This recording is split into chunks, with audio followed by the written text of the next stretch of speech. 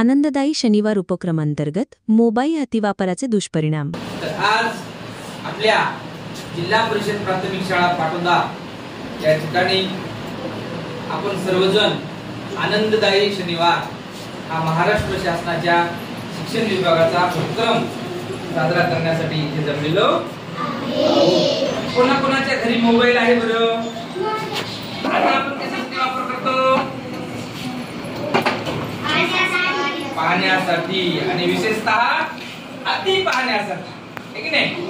पण अति जर मोबाईलचा वापर केला, अति मोबाईल कडे आपण पाहिलं, है की नाही, मोबाईल पाहिला तर त्याचे काय परिणाम होतात, चांगले का वाईट, हे दाखवण्यासाठी आपण इथं मॅडमनी आपल्या शाळेतील नाटिका बसवलेली आहे। तुम्ही ती नाटिका पाहण्यासाठी उत्सुक आहात का? कोणाकोणाला पाहायची हात वर करा बरं, म्हणजे सगळ्यांना पाहायची, बरोबर आहे? तर आता आपण नाटिका पाहणार आहोत। तत्पूर्वी एक सूचना आहे सगळ्यांना, जोपर्यंत नाटिका संपणार नाही तोपर्यंत कोणीही बोलायचं नाही, शांतपणे पाहायचं काय चाललंय काय नाही, पुढं कोण काय करायलंय, त्याचे काय परिणाम होत असतील, ते का व्हायले तसं, याचा आपण मनातल्या मनात विचार करायचा आणि मग नाटिका संपल्यानंतर तुम्हाला काय वाटलं ते तुम्ही उभं राहून सांगायचं एका एका। आलं लक्षात? चल सुरू करूया।